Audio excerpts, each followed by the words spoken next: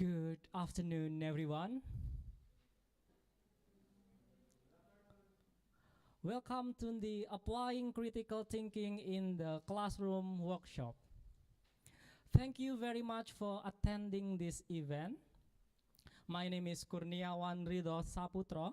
I am the English teacher of SMPI Al Abidin Surakarta, and I will be your master of ceremony today. I'd like to share some housekeepings for the event. First, please turn down your camera during the workshop session. Second, please mute your microphone during the hybrid event. Unmute it if you want to ask a question. Third, please make sure that your mobile phone is in silent mode during the workshop session. Now, let's continue with the overview of activities for today.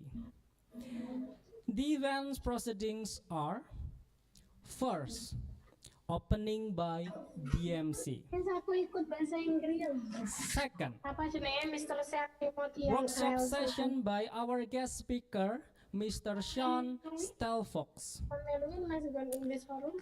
Third, Q&A session led by Mr. Ridwan as the moderator. Fourth, information session from the ALC team. Before we start this event, let's recite Basmalah together. Bismillahirrahmanirrahim. Hopefully this event will run smoothly. Amin. Now, let's start the proceedings. I'd like to call upon the moderator of today's workshop, Mr. Auliano Ridwan, or as we usually call him, Mr. Ridwan. Mr. Ridwan is the English teacher of SMA ABBS Surakarta. He teaches 10th graders. He will introduce our guest speaker as well as lead the discussion later on at the Q&A session. Mr. Ridwan, take it away.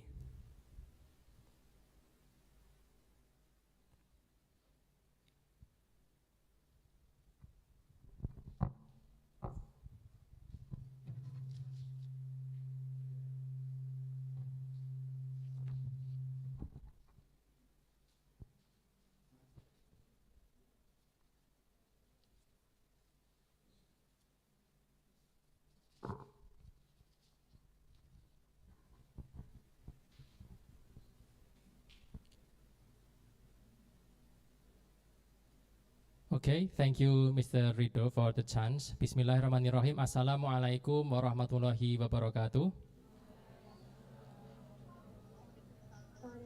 Hi, Sean. Are you with us? Yeah, I'm here. How are you? Okay. Yeah, is my voice loud and clear enough? Perfect. Okay, thank you. How are you, Sean? Wonderful. And you? Okay, I'm great. Thank you very much. Okay, ladies and gentlemen, I am Auliano Ridwan, but most people call me Ridwan, and I'm going to be moderating this discussion. But before that, please let me read the CV of our speakers today in brief. His name is Sean Timothy Stelfox, M.A. TESOL. He is a United States citizen, but now he lives in Solo. He got his Bachelor of Arts and Science from Newman College, Aston, Pennsylvania, majoring in English. And he got his master's degree from University of Delaware, Newark, Delaware, majoring in teaching English as a second language. He worked for University of Delaware as English instructor and research assistant. Then he worked for RELO, or Regional English Language Office, as English Language Fellow in Universitas Islam Indonesia and Universitas 11 Maret. And now he is working as a lecturer in Universitas 11 Maret. His main interests are in language learning, teaching abroad, membership in professional organization, and TESOL, that stands for Teaching English to Speakers of Other Languages. He also has some awards, including Outstanding Academic Achievement from Newman College, graduated magna cum laude, and from Delta Epsilon Sigma Honor Society. And Sean will have his presentation about applying critical thinking in the classroom for 1.5 hours, and then followed by 30-minute question and answer session. Okay, for the participants, please pay attention. You may take notes and prepare your question. Lalu katanya kamu dibuatkan kwitansi, apakah sudah diinput dengan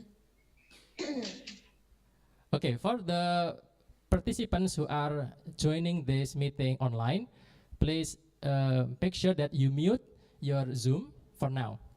Inshallah, we are going to give you the chance to ask questions in the question and answer session. And okay, ladies and gentlemen, please welcome him with a round of applause, Sean Timothy Stelfox. All right, Sean, take it away, please. Hello, everybody. How are you today? I hope everything is fine and you are in a good place. I have shared in the chat the slides, so if you would like to download them already, I've also passed them along. So they've also been passed along to Miss Mia, so it's available in 2 locations, just if there are any questions. Usually most people ask, where are the slides? And I've provided them for you. Okay, so what we're going to do today is we're going to talk about how to apply critical thinking skills in the language classroom. And I'm aware of some of the challenges that this might happen when we are talking about critical thinking. I'm aware of some of the pushes to incorporate critical thinking into your classroom a little bit more. Since about 2013, there was a curriculum change, as we as educators in Indonesia know, where critical thinking was an important pillar of that change. And at the same time, even going into Industrial Revolution 4.0 or Education 4.0, critical thinking is still at very much that forefront for what we need to be doing in the way we teach our students and the ways we get our students to start thinking about solving real world problems in the classroom, engaging with each other, and kind of pushing them beyond just rote memorization. So critical thinking is a lot like this old parable that you've definitely heard.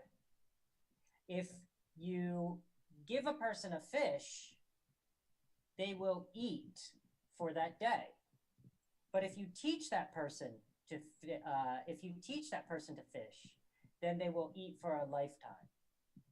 And that's kind of what we're doing when we talk about, applying critical thinking skills into the language classroom, is that we're not just giving our students something to memorize, reiterate, and move on, but we're teaching them how to apply what they do with the language into a real world scenario, into a project, into something that they can replicate outside of the classroom. So it's not just giving a fish for the day, that person is not hungry for the moment, but it is allowing that person to know the skill, know the material, and go beyond the particular moment you want them to do. We talked a little bit about this already, but I want to just kind of step back and talk a little bit about me.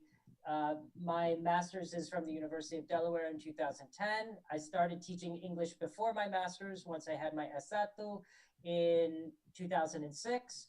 I have been an English language fellow from 2014 to 2017.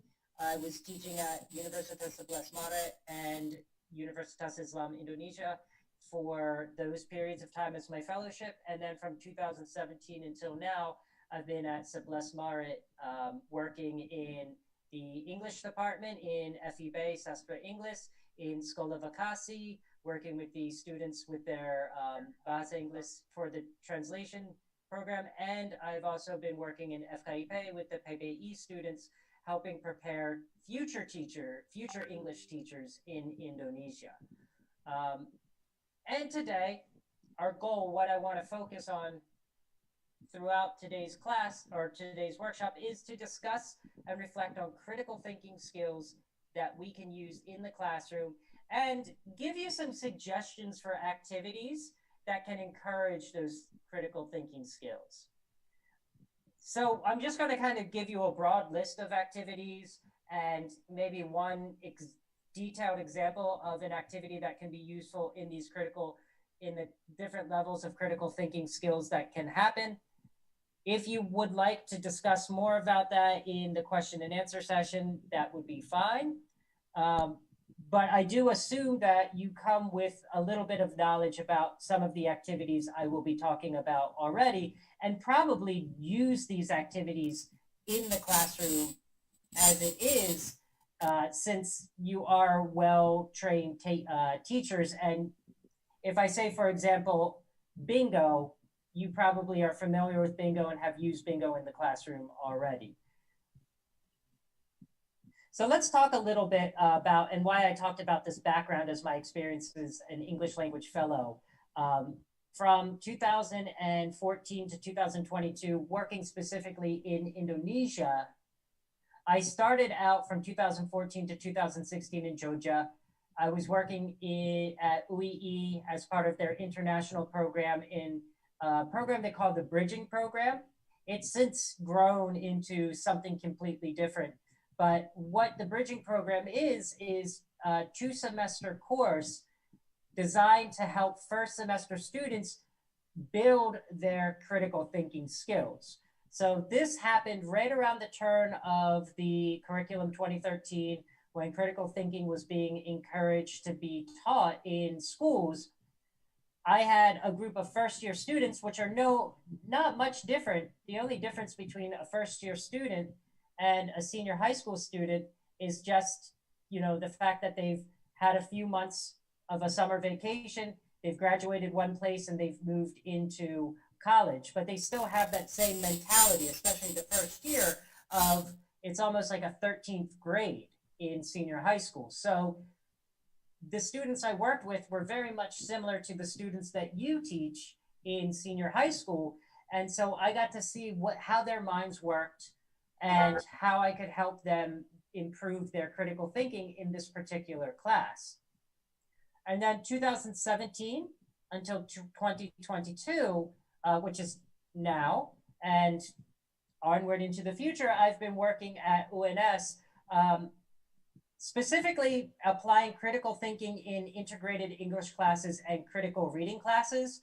I do teach other classes as well, like TEFL classes and academic reading and general English. But the 2 classes that I find critical thinking skills to be really focused on are my integrated English class and my critical reading classes, where I'm working with higher level language ability.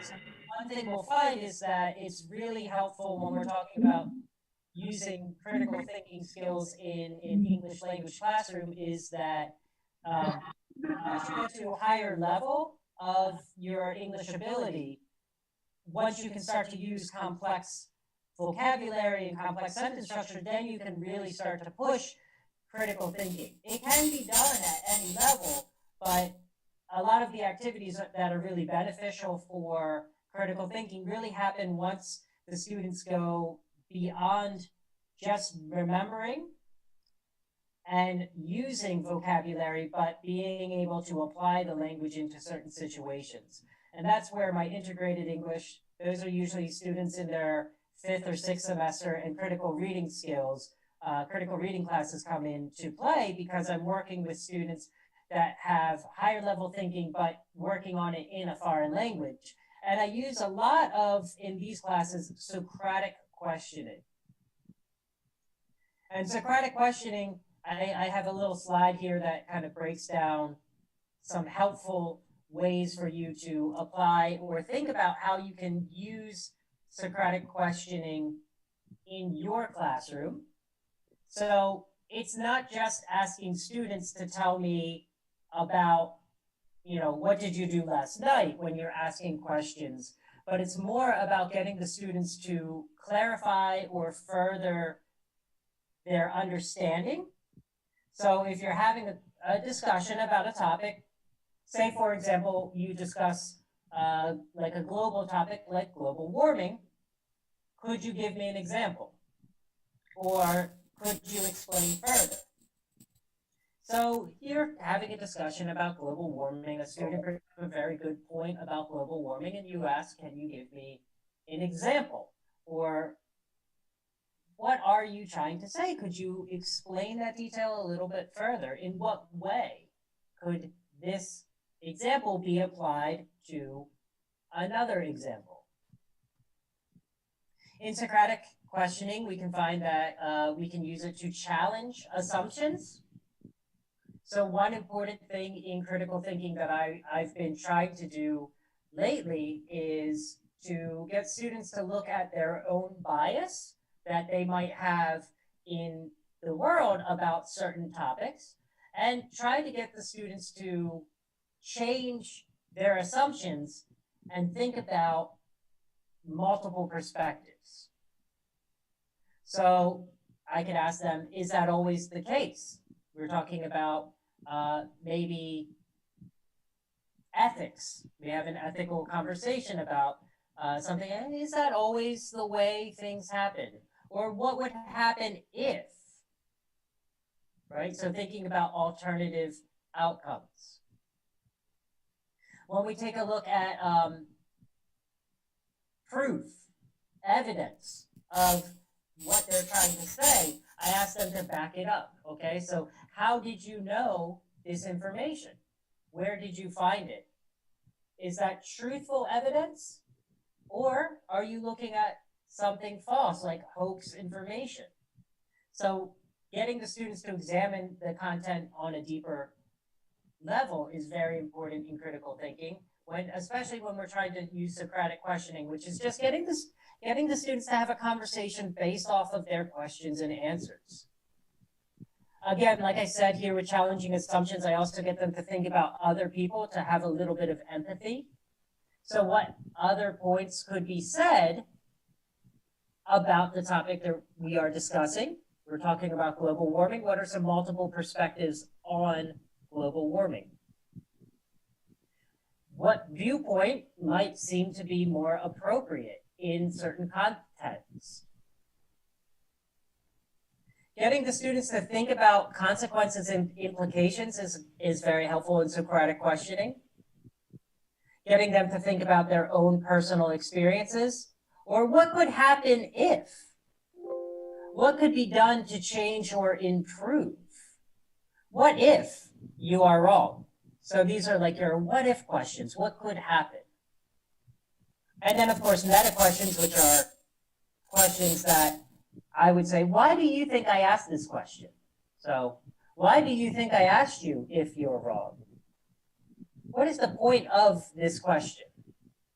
Or what else could I ask you? Getting them to think about what I might ask in our questioning. So the reason I bring up Socratic questioning, and this is just a quick aside on one thing you could do to improve your questioning as a teacher, is we're always trying to elicit responses from our students. And it's not just as simple as looking for yes and no questions, but we can look at one of the earliest ways of teaching, Socratic questioning, as a way to better the questions we ask our students, to encourage or to push critical thinking for them. So think back to any lesson that you've ever taught that has questions, and think, can you have a conversation or a dialogue based on this lesson that you've taught by adding some of these type of questions? And these are not the only type of questioning that exists in Socratic questioning. There's quite a bit, but this is a good stepping stone for you, a good start for you to think about, okay, I have my students. I want them to start thinking deeper about a topic. We have a reading about a topic. We've watched a video about a topic. Now let me create some questions for those students. But not just content questions. Yes, content questions are very important. But what other questions can you ask beyond the content? So in a reading, you could say, how many people were in the story? They could say 5 people. What was the name of the third person, or how old were the characters? Sure, you could do that. But then you could think about the questioning beyond and say, what would happen if something else occurred in the story? What would be the consequences of this person doing something different? So it's more beyond just asking content questions, but asking questions that encourage deeper and thinking. One of the challenges I do always encounter with Socratic questioning, and you probably would encounter this too, is, sometimes the students are a little shy to speak. So if you don't want to have the dialogue as you, the teacher, asking the question and trying to get the students to raise their hand and answer the question, you could set this up into maybe small groups, having the students discuss these questions amongst themselves and then share the result of their discussion in the classroom. So these are all things I've done, but the big core is looking at the type of question I'm asking, going beyond content and looking deeper. And I encourage you, after this presentation today, to look up how to improve your questioning as teachers. How can you get your students to answer more detailed, deep questions? And what would be better for the classroom you have, and the kind of questioning you could ask about any topic. And questioning can happen at any level in the classroom. It can be a pre-activity, something you do to warm up the class, something you do at the beginning, before you do a reading, before you watch a YouTube video about a topic, before you learn new content. It can be done during the process, and it can happen after as well. And each time you might want to change up the type of questioning you're asking. So that's all I'm going to say about questioning. I just wanted to briefly touch it at the very beginning, just to kind of encourage you to think about your questioning, to encourage more deeper critical thinking skills. And one method is through Socratic seminar or through Socratic questioning. Now I got this next slide up here, and it leads us to another conversation. We see over here textbooks of all the major topics: English, math, physics, chemistry, history, literature, geography. And over here, a smartphone with Google. It's no surprise that we live in the age of easy access to information. This is different than the generation I grew up in. I grew up in the turn of the internet. The internet wasn't a thing for me until I was well into my teenager, until I was in senior high school. For many of you, it's probably the same way. Many of you probably didn't have access to the internet until you were teenagers or adults. Some younger teachers here, you probably grew up with the internet, as many of our students are, and that you're digital natives, and that's amazing. And that's great. But for people who were not digital natives like myself, my way of learning was a lot different. I had to memorize. I was forced to memorize facts and read text until I could regurgitate it back. But those facts kind of have a short term in my brain. They go in this ear, they sit in the brain for the time I need it for a test, and then they go out this ear and they're gone. And a lot of the information that I had to memorize was stuff that I could easily Google today. what that brings us to is, what do we do with our students when they can easily Google the basic facts? Yes, it's helpful to know this, but we need to look at learning beyond the basic facts. How can we apply this into different situations, into more real world situations? How can we create or evaluate the information that we are giving beyond just remembering the information? So that's one of the problems. Is when I was growing up, it was all focused on memorization, remembering, taking a test, and getting a good score on that test because I was able to remember this information. But now we're looking at, how do we apply that information? How do we analyze, evaluate, and create something with that information that is more meaningful than just telling me dates, numbers, formulas? I always had teachers tell me, you shouldn't rely on a calculator because you will never have a calculator in your pocket all the time. Well, now my phone has an app with a calculator, but I do need to know how to use mathematics. Of course, it's not to say that our smartphones are going to do all the thinking for us, but we do need to know how to apply that information. I need to know how to apply the mathematics into calculating my students' grades, what formulas I need in order to weigh a score, grade a score, calculate the final percentage for my students' UTS and UES. I do need to know the mathematical formula and how that works, but the calculation can be done on my phone. So that brings us to a working definition of what we will work with for today about what is critical thinking. We're going to take a look at Paul Stern's 2012 says that critical thinking is intellectual and psychological habits. They're intellectual skills we have and habits that we form psychologically on how to solve problems, but not just 2 + 2 = 4. The problems that we're trying to solve when we take a look at what critical thinking does is to look at things from different perspectives. So not just from our point of view, but others' point of view. Not just one way of looking at things, but other ways of looking at things. How can we recognize patterns and evaluate those patterns?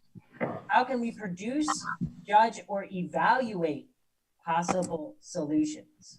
How can we compare and contrast items in order to find the truth? Because we're not just solving problems, but we're discovering truths.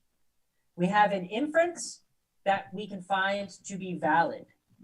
We have arguments and we evaluate the arguments to make sure that they're accurate, that maybe we're reading something and the author might have a bias. So we evaluate to find out what is the author's bias or the agenda that the author is pushing.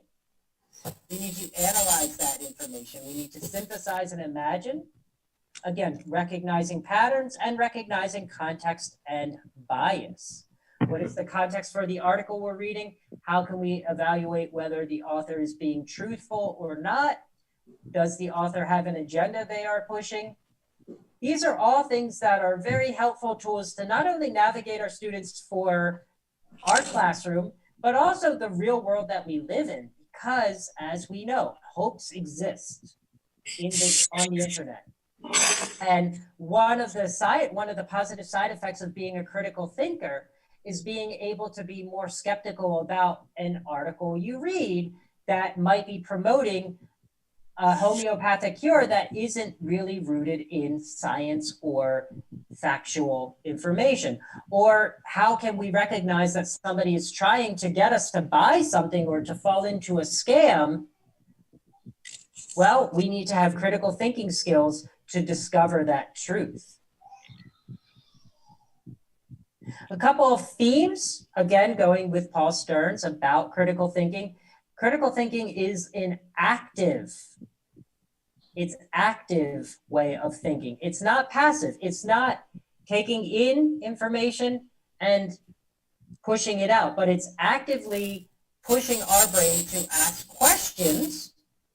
Going back to Socratic questioning, if we push Socratic questioning to our students, we get them to ingrain that thinking. They can be meta, they can have the meta questioning for themselves to say, okay, this is what Mr. Sean would have asked. If I'm reading this article, he would have asked me, in what ways does the author use their language to promote their bias? So how can we actively evaluate something that we are seeing? It's not passively taking in information, but it's being an active participant in the role of education. It's application of information, not recall. So it's not being able to do well on a test based on facts and formulas that you've memorized from textbooks, but it's being able to apply those facts and formulas into a real world setting that allows knowledge to really grow, and it shows that you fully comprehend the context of what you're trying to learn. So it's criteria-based judgment, not criticism. This is very important because sometimes students might think, oh, it's just being critical about something. We're just taking something apart. No, we're looking at a judgment based on criteria to find out what is true and false, to find what is a common ground. And again, we talk about it as its intellectual skills and psychological habits. So it's this willingness to be able to question assumption. Can we change the way we think about the world and be willing to ask questions? Or are we just going to be willing to be silent? Are we going to be willing or wanting to seek existence? Or do we think that we know all the answers, which is false? Nobody knows all the answers. And we always need help from each other. And it's also an open-mindedness. There's a huge factor of empathy in critical thinking, in which you have to think about what other people are viewing when you look at a topic. When you're discussing something in the classroom, you have to let your students be open-minded to multiple perspectives. And again, this is where Socratic questioning can really come into play. When you think about the questions you ask your students, not just content questions, but deeper questions that can allow them to be more open to multiple perspectives, to think about alternative experiences, to think about why and how, not just what. So how do we think critically? Well, we have a problem, we analyze that. We have a new piece of information that we're learning, we analyze that information at the base level. We evaluate that information. Maybe we compare it and contrast it with other pieces of information. Maybe we look at the points that the author is making in that particular piece of information. And then we develop a position on it. Do we think that this is information that is something that we can use? Do we think that this is information that is maybe false? At the same time, we can create something after we've evaluated it. We can create something new with that information that would be fun and exciting. And for the majority of today, we're going to look at how to do this, how to analyze, evaluate, and develop a position by going back to one of the most fundamental teaching perspectives from Bloom's Taxonomy, the revised version from 2001, not the 1940 or 50s version from the original, but the idea that there can be different levels of thinking, and there can be hierarchies to our thinking and what we can do in the classroom. Now, this is a little bit of a controversial opinion because some people think that, well, or some people would argue some people would argue that Bloom's taxonomy, while it's very helpful, is too segmented. And sometimes we can, learning doesn't need to be segmented this way. And that, I would say there's some truth in that. I would say that it's very helpful as a tool for us to look at what is Bloom's taxonomy and think about the different levels of thinking and what we could do in our classroom for each of these particular levels, and treat it as a tool for shaping our objectives in the classroom, for shaping our activities. But does it have to be the only thing we ever do in the classroom? Does it have to be the only theory that we can apply, the only pedagogical theory? No, not in a long shot. There are other pedagogical theories that can be just as helpful, but I think for the purpose of this workshop, it's a good way to look at how we can apply Bloom's taxonomy at each different stage in different examples of things we could do in the classroom. So when we take a look at the overarching view of what is Bloom's taxonomy starts at remembering something. And this is what a lot of my education was focused on. Can I recall information or remember that information? And can I take a test on this information because I can remember formulas and dates? So at the core, we start with remembering. And then we move to understanding. From remembering, we understand the concepts. So can I, as a student, be able to explain what I learned in my social science class? At remembering, I had to remember important dates. For example, I had to remember the date of Pearl Harbor in the United States. What date was the Pearl Harbor attack for World War II? And then I need to go to the next level. In my social science class, I had to understand the content.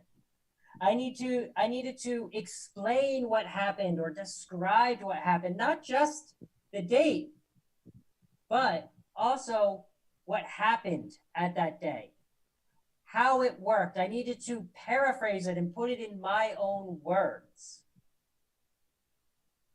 And then we go to the next level, applying this information. So I remember the date of Pearl Harbor. I was able to paraphrase the content and describe what happened. Maybe I made a report about it. I wrote a small journal entry about what happened, explaining the information. And then I apply that information. I was able to take what I knew, what I remembered, and what I understood, and apply it in a new way. I could demonstrate, I could discuss it, I could write about it, maybe my teacher had me draw a picture of the events. So I remember the event, I understood the event, I applied it in something new, and then I analyzed the event. So I started to look at this event and analyzed it from something that was different. And I looked at the different parts of this event and compared it to something else. So maybe I looked at a different event that happened in World War II for my social studies class, such as D-Day or the invasion of Normandy. So I had to compare Pearl Harbor and D-Day. I had to contrast and I had to distinguish what was the same and what were different. Well, they were in two different parts of the world. One was in the Pacific and one was in Europe. So they were in two different fronts, but they both happened roughly around during the same war. They both involved different factions of the Allied and the Axis. So I had to distinguish what was the same and what was the different by analyzing that content. So not only am I remembering the dates, not only am I being able to paraphrase it, but I have to, and not only am I analyzing it, but now I'm evaluating it. And I'm evaluating it on a deeper level. And then finally, after evaluation, we would get to the highest level of learning something or doing something in the classroom. And that would be how to create something with it.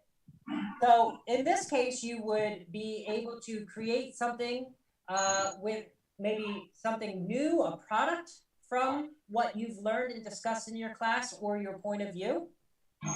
So what I would do, maybe in my classroom, as a student who's learning about World War II and learning about Pearl Harbor, is my teacher would have me create maybe a diagram or like a poster presentation about Pearl Harbor. Or with a group of my friends, my teacher have us create a drama of Pearl Harbor. So we had to create some kind of play that talked about all of the information that's in Pearl Harbor, what we learned about, and then create and present a play in front of the class. Or we had to create a poster presentation or a diorama that we would present in front of the class. But the idea is that we not only remembering and taking a test, which is good and needs to be done, it's the very first thing that should be done, but we build level by level until we get through creating something.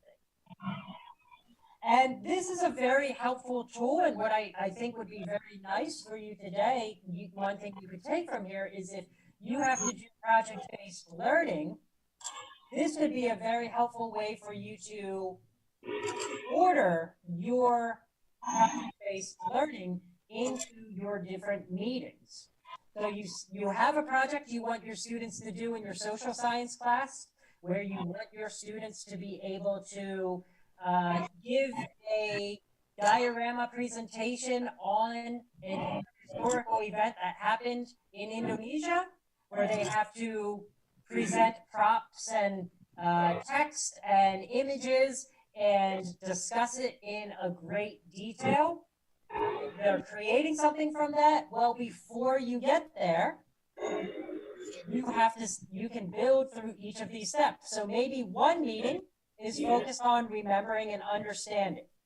And then the next meeting is applying, followed by the next meeting, you do some activities that encourage analyzing, some activities for the next meeting that involve evaluating, and then you get to your final project, your final meeting on that topic, where they're creating something with that content that they go through each stage. So when I say that there is a lower thinking and a higher thinking, don't think that something that's remembering, understanding, or even applying is a bad thing to do in the classroom. In fact, these are all necessary things you must do in the classroom, but let's go beyond remembering, beyond understanding, beyond applying, and get us into the higher levels of thinking, into creating something with what we've learned. And at the same time, I just want to give an example, what it would look like if you wanted to incorporate all of the aspects into one classroom. Because I think that, yes, they are separate entities, but you can mix them together. They kind of rely on each other. That's why a lot of the pictures for Bloom's taxonomy uses a triangle where your base of the triangle, your foundation is at the remembering stage, and your pinnacle, your top, is at the creating stage, because they all rely on each other to work perfectly. So an example, say you have a reading classroom, you're reading a short story, you're reading a narrative. Who is the main character? That's the remembering level, because they have to look at the text and remember who was the protagonist. And then understanding the story. what is the main idea of the story? In this case, we're working with understanding, having the students maybe tell you in their own words, what is it that they learned in the story. Then they have to apply some information in this. And one thing that they could do when they apply this is maybe ask them to create an interview for the main character. Have them ask the main character questions about the story. This is a hypothetical situation, but they're applying that information that they remember and understand in a new way. And then you can ask them to analyze the story. Think about how this story could be related to their own life. So they're analyzing the content of the story as it applies to their personal life. And then maybe evaluate the story. They can judge the story, make a judgment on it. What choices would they have made if they were a character in the story? So they're taking multiple perspectives and looking at things from a different point of view. And then finally, creating. You can ask the students to take the same plot of the story, but make and write their own story based on what they've already read. So when we take a look at the hierarchy of thinking based off of Bloom's revised taxonomy, we can take a look at this being done in a class that it doesn't have to be, it is separated, but it doesn't have to be separated over weeks. It can be something that happens all together as well. The idea is that we take a look and a deep dive into each of these concepts and look at activities that can target each concept so that way we can apply critical thinking into our own classroom. So what I want to do next, as we're going through and walking through this content, is I want to take a deeper look at each of the levels, each of the 6 levels of Bloom's revised taxonomy, and try to find some activities that could be used in each of these classrooms that would be fun for you to do in your classroom. And it could also encourage you or inspire you to think about things you could do in your classroom that might meet each of these different levels of thinking based on the revised Bloom's taxonomy. At the very first level, we have remembering. And this is things where our students would define, duplicate, list, memorize, recall, or repeat. In our language classroom, this is the fundamental portion of learning a language. You have to know your vocabulary. If you do not have vocabulary, you don't know what you're talking about. You have to have the students learn their vocabulary through memorization, through definition, through recall. So a lot of the activities that can happen in the remembering phase are your very basic vocabulary skills. And this is what I mean, that until you have a certain level of English ability, it's harder to get to analyzing, evaluating, and creating if you really only have some vocabulary and some structure. If you can only kind of get to remembering and understanding and applying, that's still okay to do in your classroom. Because in your language classroom, you've got to work at a base. You have to work with remembering first. And not every student is going to be at the same level. That's for another conversation. That's about differentiating instruction. But what we're talking about is just applying critical thinking. So if we go back to what is remembering, we have definition, duplication, maybe listing, memorizing, or recalling. Some fun activities that you can do in this moment are things like word races. So you have the students running back and forth to the whiteboard to write words on the board. Maybe, for example, you have the students lined up into two groups, and you give the student at the front of the line a spittle. You give them a marker. They have their whiteboard marker. And you say, okay, and you divide the board in half. One half is group A, the other half is group B. The student has to run up and they have a goal. They have to list, for example, a verb. They need an action verb. So you give the student a marker and you say, okay, I want you to write an action verb on the board. After you write the action verb, you give the marker to the next person in line and you move to the back. And then that next person has to run up to the board and write an action verb. And then they give the marker to the next person in line and that person has to keep writing. And you do this until everybody's had a chance to write an action verb. And then you evaluate, okay, did group A and group B, which one had the most action verbs written on the board? That's a word race. You can do that with more than just the example I gave you, but that's a fun activity where the students are listing information that they can recall. So they're recalling action verbs and they're listing action verbs, and it's just a fun activity that gets them to remember vocabulary. Our formative quizzes are all at this level. And, formative quizzes with multiple choice and matching.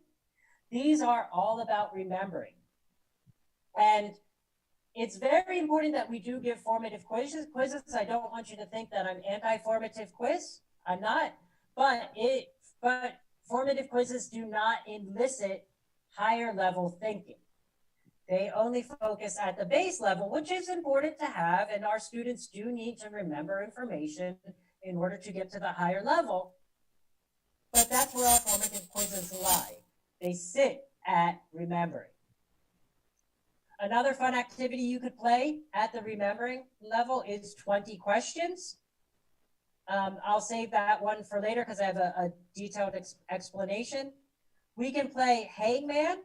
I don't know if you're familiar with Hangman, but Hangman's a fun game. This is when you have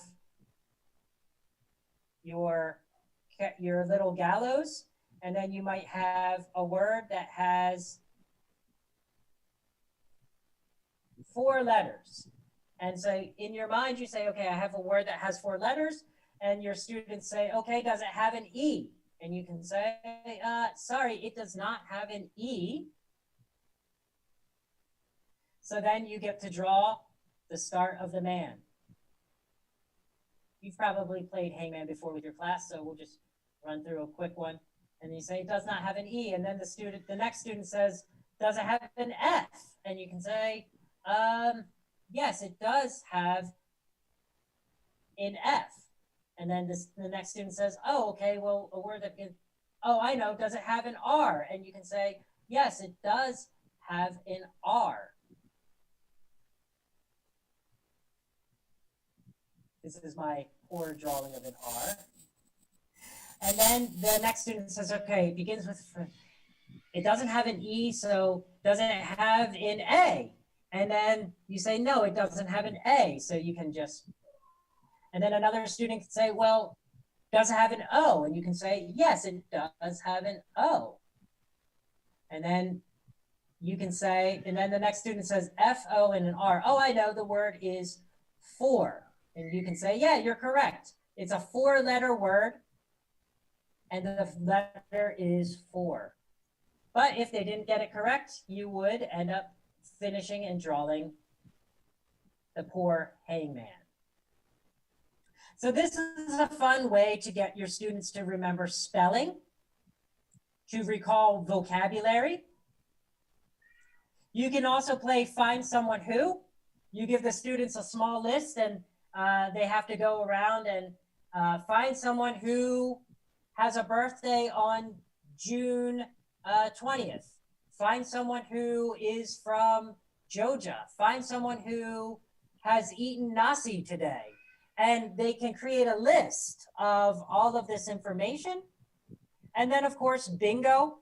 Bingo is always a fun game in which you have a list of words and spaces, and you would call out a word And if the student has a line of those words, they can win. But these are all words that are good at memorizing, duplicating, defining, and listing. They do not promote higher order thinking. But that's okay. You do need to have these games, these activities, this stage in order to get your students to higher level thinking. And these are very helpful activities you can do at the start of a lesson, at the start of a project. You have a project-based unit that you're working on. These can all be fun things you do at the start, but they don't push your students to creating. I'll give you one more example of the 20 questions because I wanted to go into more detail. 20 questions. This is a fun game and it's got 2 simple rules. You think of a famous person, animal, or place. So it should be a noun. And the students ask yes and no questions to figure out what it is. That's all you do. So an example here is you're thinking of an animal and the animal is penguin. The student can say, is it a person? We have our yes, no question is it a person? The teacher says, no, it is not a person. So then the student thinks, well, we've got 2 other options. It's either an animal or a thing. So student B asks, is it an animal?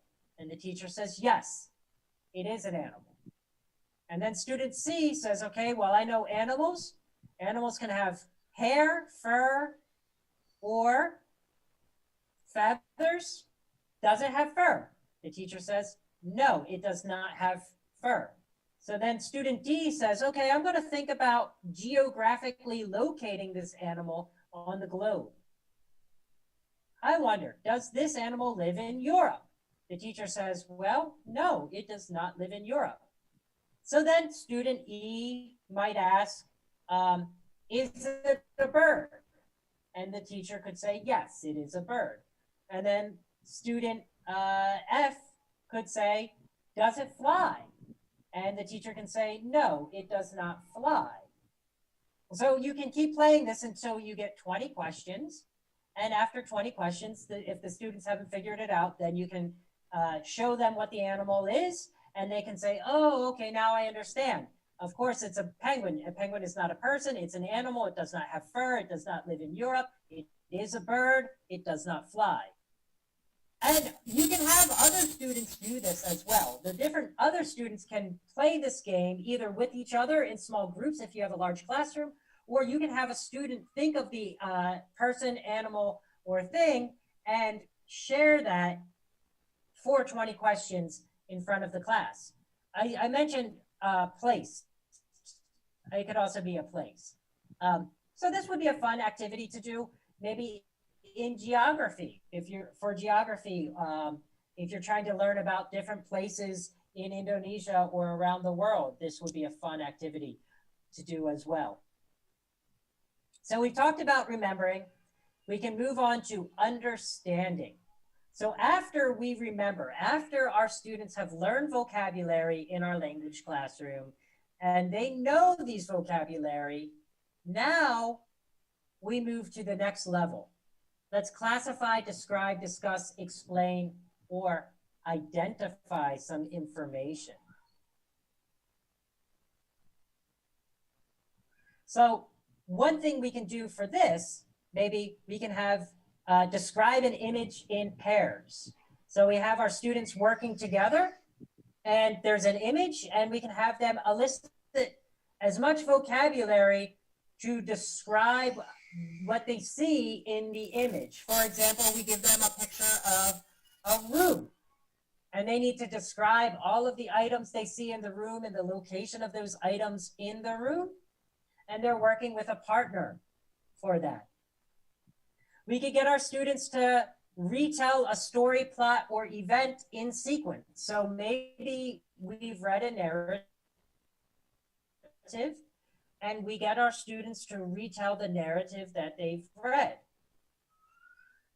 We can have a timeline of your schedule. So maybe and we can have the students create a timeline of what they do in the morning before coming to class. So they create a timeline of their daily routine schedule, and then they have to share that with their friends to look at their schedule and their friend's schedule, or share their schedule as a presentation in front of the class. We can do drawing dictations where we as the teacher describe an image and the students have to draw that image. You can Google drawing dictations and find a lot of examples of different drawing dictations, but it would be something, for example, like this. Okay, you have a piece of paper. I want you in the center of the piece of paper to draw a square. On the top part of the square, I want you to draw a triangle that is the same size as the square, starting from the left corner and moving to the right corner.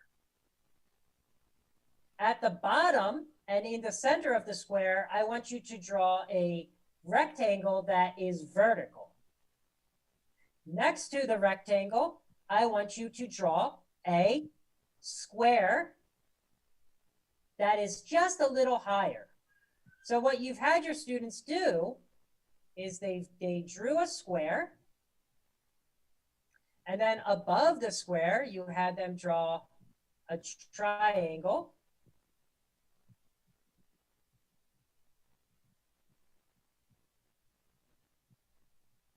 And then I'm gonna make this triangle rich. I think you can see what I had them draw. And then you had them make a rectangle, draw a rectangle that's vertical at the bottom in the center.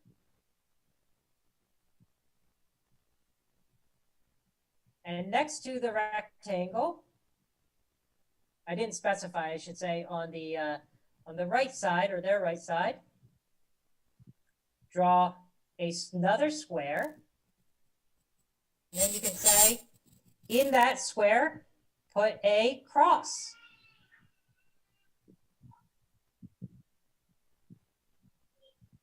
And you can have what they just drew was a really silly looking house. And that's what a drawing dictation would look like.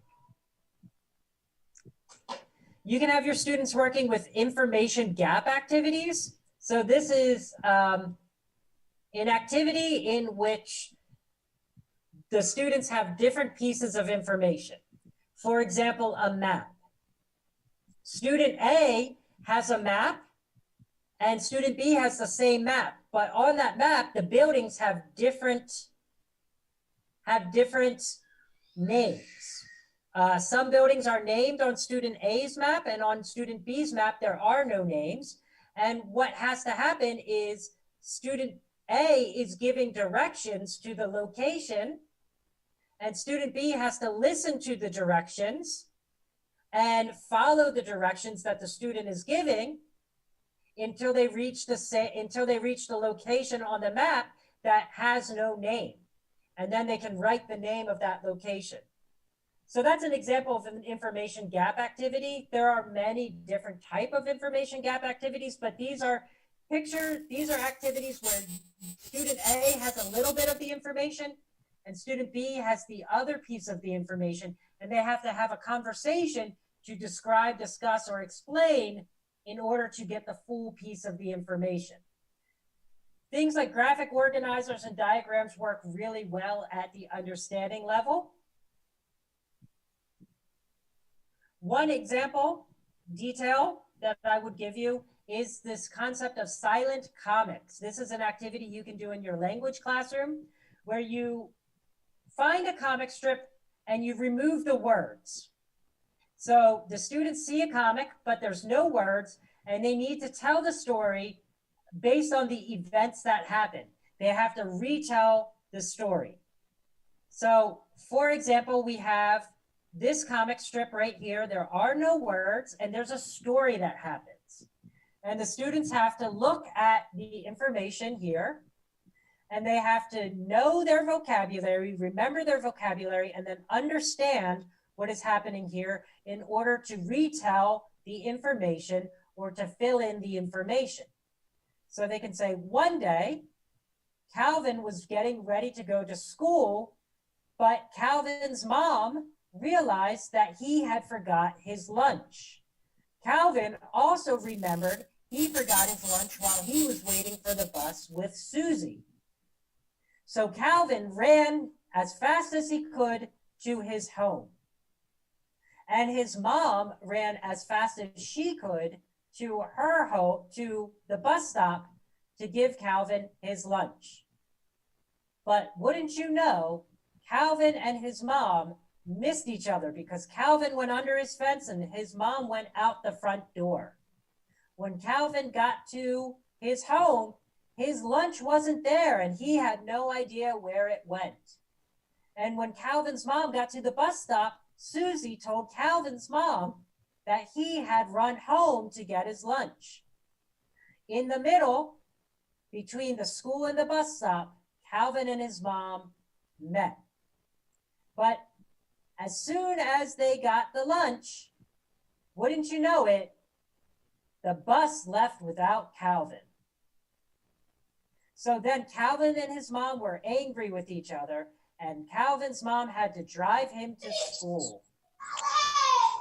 And then Calvin finally got to school and he saw Susie as she was putting her books in her locker, and he was very happy that he had his lunch.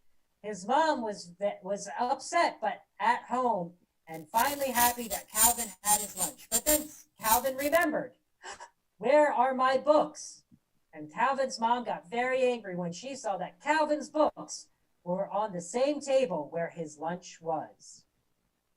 So here, what you have your students doing is putting together the story and telling what happened in the recount. But a modification of this story to make it more fun is you cut up each story, each little comic box, and have the students arrange the story in chronological order first.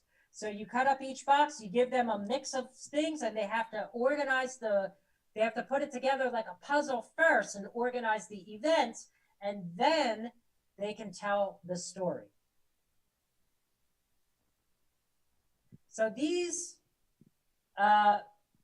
fall into the category of remembering, understanding, and now we're moving into our third of the hierarchy of thinking in Bloom's revised taxonomy, which is applying. This is where we can choose, demonstrate, interpret, solve, or use. This is the start. So from remembering and understanding, these are our base level, and really applying.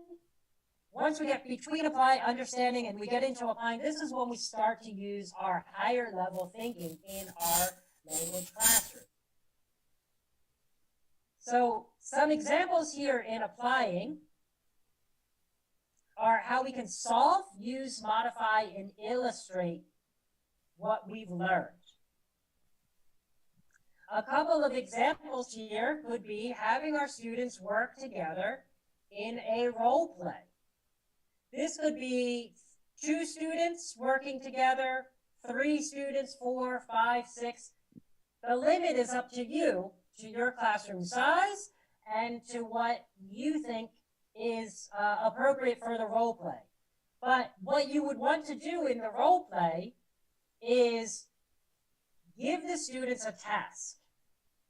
For example, you have 3 students, and in the role play, you're teaching students how to use polite vocabulary, how to say thank you, you're welcome, ask for help. And in the role play, you could have the setting take place at Indomart. And you have 3 characters: a cashier at Indomart, the employee at Indomart, a person waiting in line, and a person looking for a particular product. So what you're doing in this exchange is you have person A is the employee, and you give them their role. Your job is the employee at Indomart. You are the only person at Indomart today. You are working the cashier, but you also have to help customers if they are looking for something.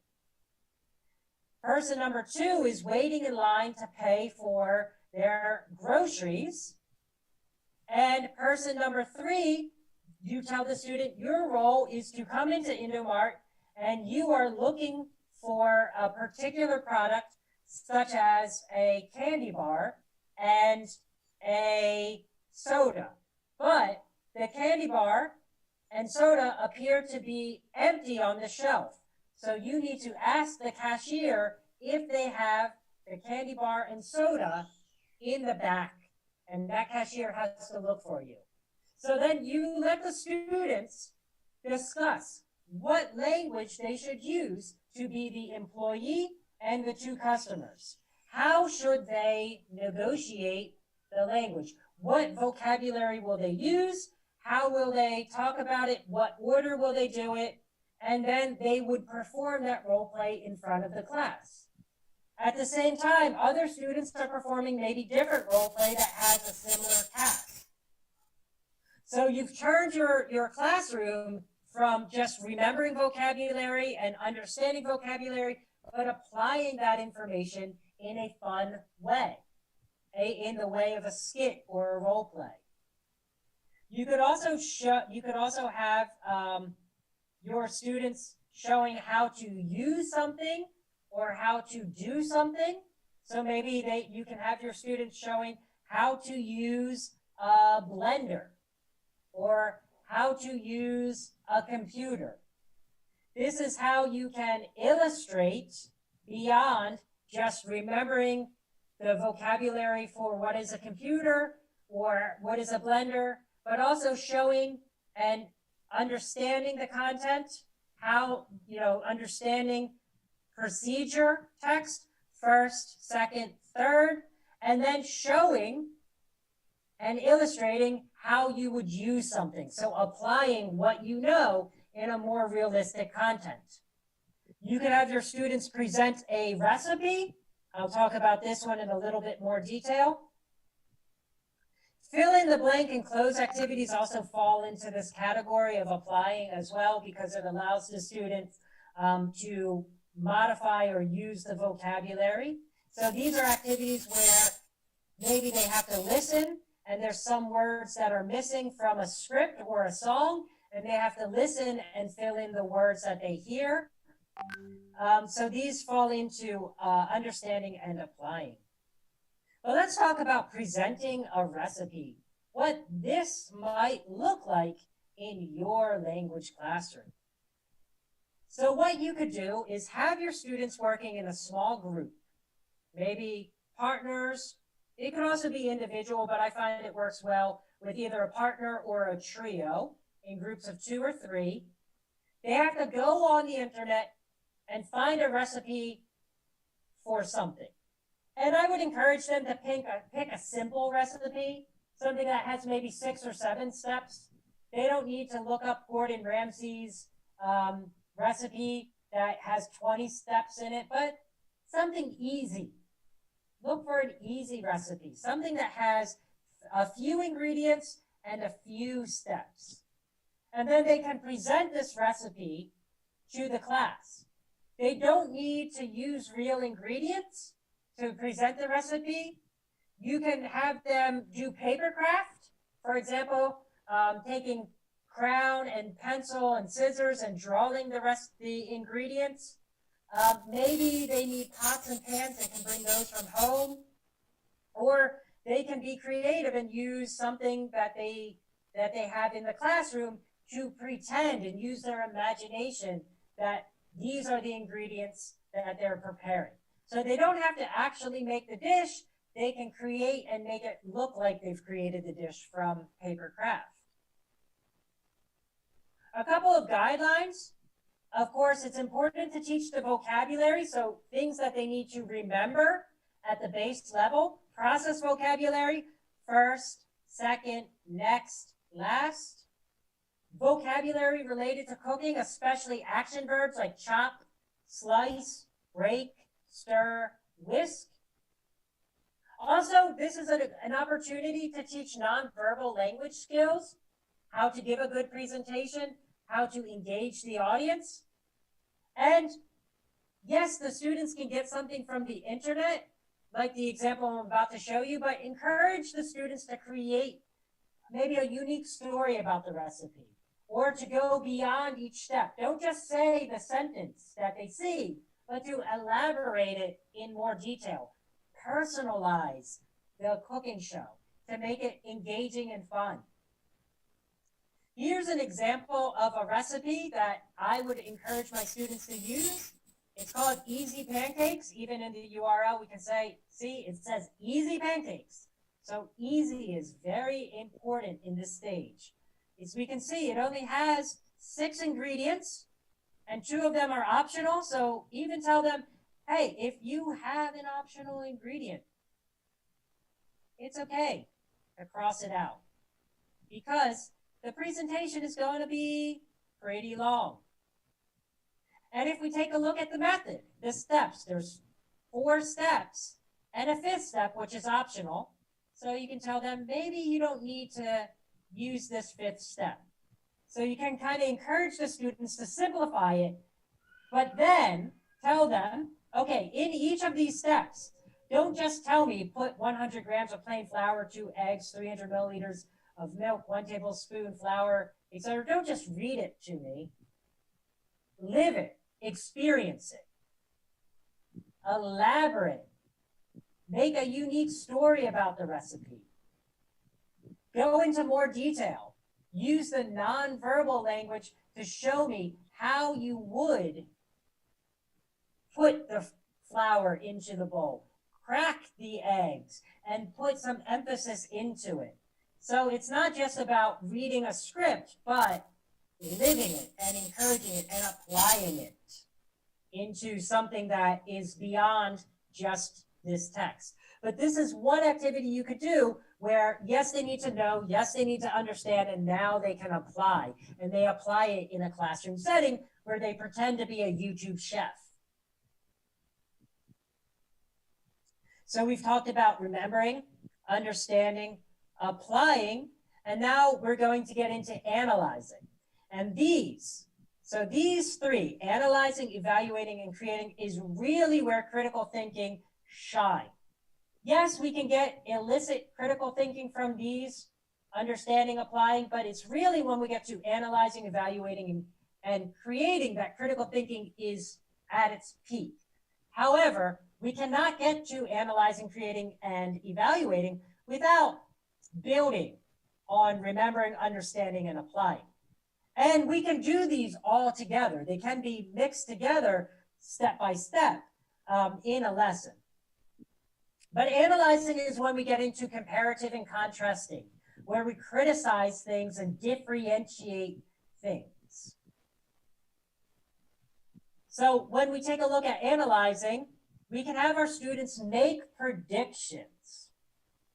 So we have our students take a look at a text or a video and we can say, okay, we watched the video, we read a comic, what do you think will happen next? If we go back to our example, and this is where it's helpful to see stages. So we had a stage of applying where we apply and have our students tell us this short comic strip and tell us what happened. Now we have them analyze. What can they do after they understand it, after they apply it, they analyze it? What do you think will happen now? Will Calvin, do you think Calvin will have to go to class without his books? Do you think his mom will drive his books to the class? What do you think will happen? So we can make predictions, and we can even go back to old activities we've done and make a prediction for that. We can compare 2 texts to notice similarities. We could look at the story about Calvin forgetting his lunch, and we can get another similar text, another similar comic strip, and have the students look at the same and different between those comic strips. We can guess from context and patterns that, based on what we are talking about, to get the students to think beyond just understanding and analyzing. I'm going to give you an example of something you can do in your language classroom that would be helpful for comparing and contrasting. So one thing you can do is provide an image, a video, or a text. And this is 2 images. I should clarify that. That should be provide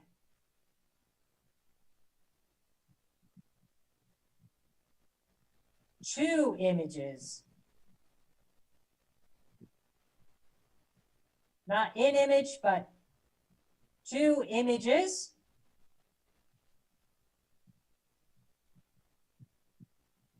Two videos or 2 text. And you ask the students to analyze these images, videos, or texts to look at what is the same and what is different. And this is really nice if you want to use a Venn diagram graphic organizer to show, what is going to be the same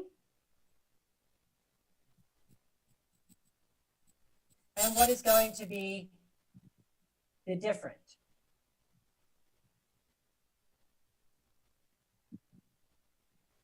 So if you're not familiar with the Venn diagram, you list one item, the differences, another item, the differences, and in the middle, you would show where it overlaps and you have the same. An example here in your language classroom, for example, you have to teach vocabulary related to describing rooms. This is a very common curriculum that has to be done when you're talking about household items. So you can do comparison and contrast. Maybe you can have, what is different here, and the students have to come up with the different. And then maybe you can have what is same over here. And so the students would look at this and you could say, well, this room has 3 beds.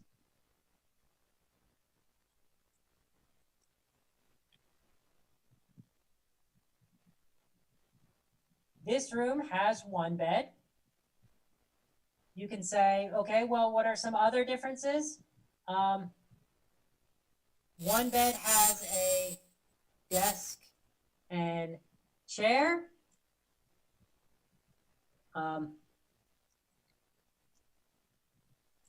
You can say 1 has a sink.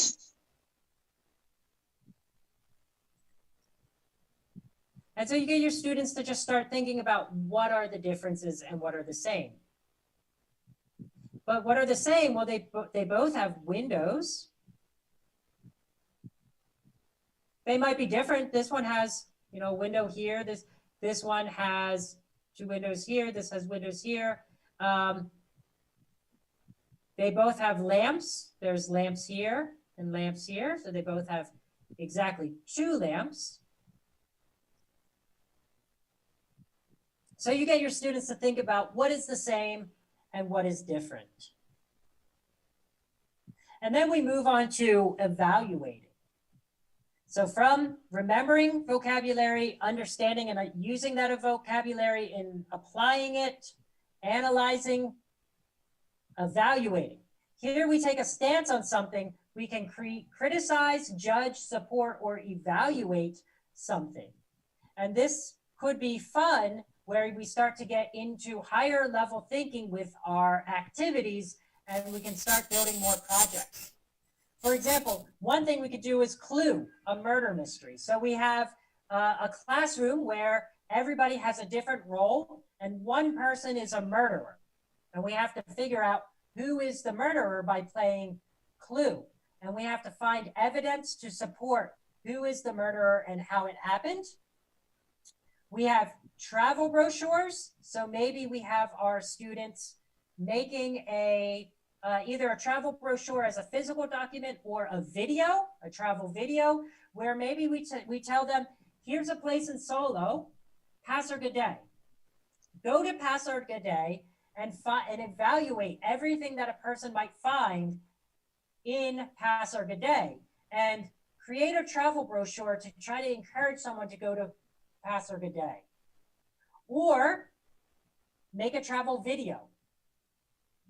You could have the students make their own invention, and they have to create an advertisement or a sales pitch to sell their invention. So they have to support the pros of their invention by creating an advertisement for it. You can do a classroom debate or mock trial, and even peer evaluation. You can have the students evaluate each other, maybe in their English ability in an interview.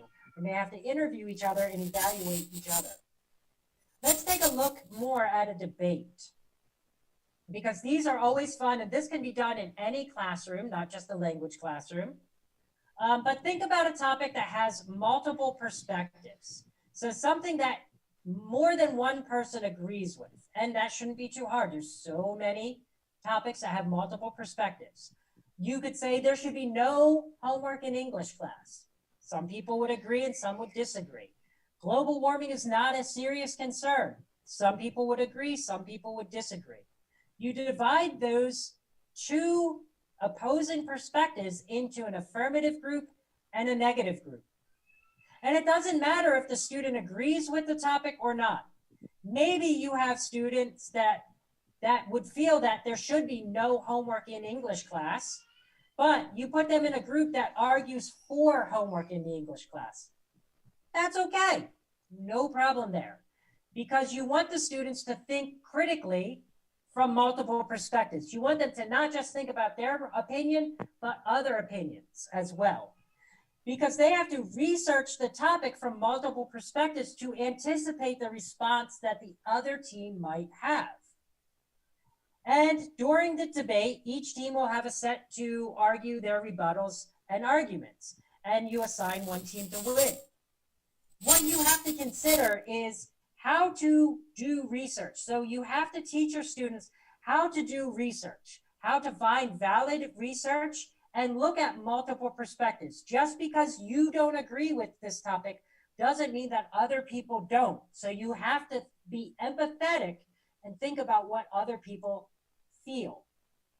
You have to teach argument vocabulary. I believe. Somebody else, while you might believe this, you are wrong because.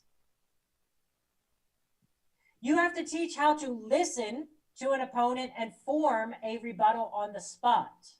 This is a very hard skill. You have to anticipate what the other person is saying, listen to it, so that way when you give your counter argument, you're referring back to what they've already discussed.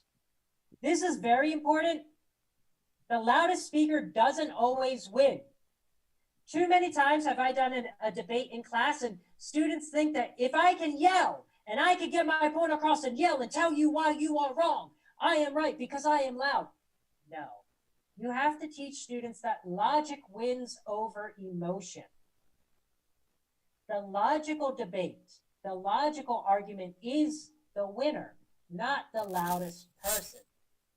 And you also have to teach the students respect. They have to respect the speaking time of the opposing team. They have to be quiet while the other team has their opportunity to speak. A debate is not yelling. In this case, we're not teaching them to yell over top of the other person, but to allow that person to speak and then form a rebuttal. An example time and of how you could break this out would be like this. You give each group, Group A has 2 minutes for their opening, Group B has 2 minutes for their opening, then you have a set of arguments. Each group has 4 minutes to speak uninterrupted. They have 2 minutes for a response. They have 4 minutes for more argument and 2 minutes for a closing. This ties it up into a nice 15-20 minute debate that would work for one group. And in this case, if you have a 90-minute class, you can have 2 or 3 debates happening in your 90-minute classroom. And it also teaches the students that they have to work within time frames. And our last point on the hierarchy is to create. And this is where the core of project-based learning can happen. This is the core of critical thinking. We assemble, construct, design, and develop something new. Maybe you can have your students working together to create a group newspaper. So they've learned vocabulary based on interviewing. They've talked about current events. They've talked about local news, national news, international news. You get them to create a newspaper, movie reviews, entertainment, science and technology as topics, and they create a group newspaper. You can have the students create, and if they're making a product and sell a product, they can create a real or fake Instagram shop. You can design your own board games and let students play it. You can have students write their own short story or create their own drama, their own one-act play in which they have to build a script and stage direction and nonverbal and verbal language skills, such as projection and intonation and pronunciation. And they have to build a stage and properties, and they have to perform this in front of the class. I will give you the guidelines on how I would do an Instagram shop. I would assign the student in groups or in pairs to create a product. It can be a handicraft like jewelry or something that can be useful, like a keychain. They have to sell it on an Instagram shop, either real or fake. I would teach them persuasive language for selling a product. Advertisements, how to make an advertisement, both an image advertisement that might be something you would see in an Instagram story or a video advertisement. I would have them create videos on their Instagram shop on how to use and make the product. So now we're talking about how to apply and evaluate. I would give testimonials that analyze and evaluate the product, and maybe how to write a shop biography. So I would use all the components from remembering, understanding, analyzing, or applying, analyzing, evaluating, all the way to creating in one big project that would take maybe 4 or 5 meetings to encounter. And here's an example of some Instagram shops that I had my students create. One group, they created the Christmas ornaments that would be used on a Christmas tree. They made it out of paper or out of plastic cups and LEDs, and they sold it. They showed how to make it in their videos. I had another group that would make bracelets out of colorful zippers, and they had all sorts of advertisements on how to use, wear, make, and sell these bracelets. I had other groups that created jewelry for earrings. I had a lot of fun with this particular project, and the Instagram shops, I think some of them are even up now.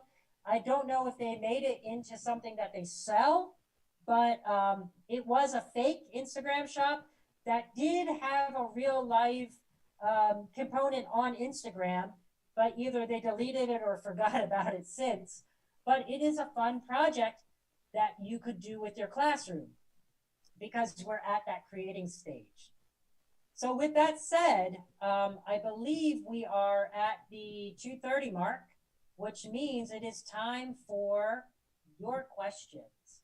And I will pass over the time to Mas Ridwan so he can gather questions from the other teachers who have been listening. Thank you very much. Okay, thank you very much, Sean. Yeah, I think it was very inspiring, and it's very detailed, thorough, clear, and enlightening, and it has broadened our horizons more and more.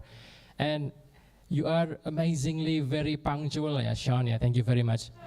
Yeah, and then, ladies and gentlemen, we have come to the next session, which is question and answer session. And for information, we are going to divide this discussion or session into 2 terms. And for the first term, we are going to have 2 questions. And if you have a question, please raise your hand for the participants who are here in the room, at the room, or for those who are joining this event online, please make sure that you raise your hand. And then When we choose you to ask your questions, please make sure that you identify yourself by mentioning your name and the unit you are from. Okay, here we go. Is there any question?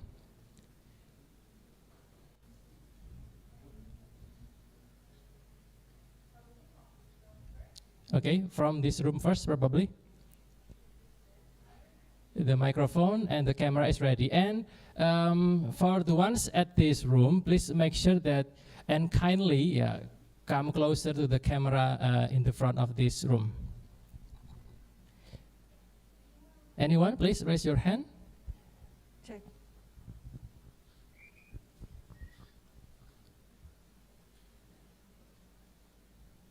Okay, Ms. Iswan, do you have a question? Okay, thank you, Ms. Iswan. Please come forward, and inshallah, Ms. T will give you the microphone, please.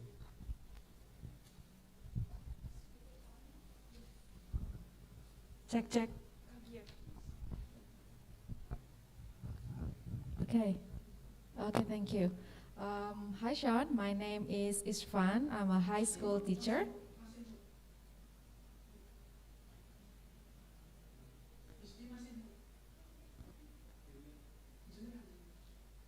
All right.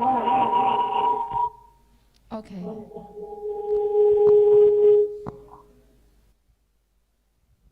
It's echoing, sir.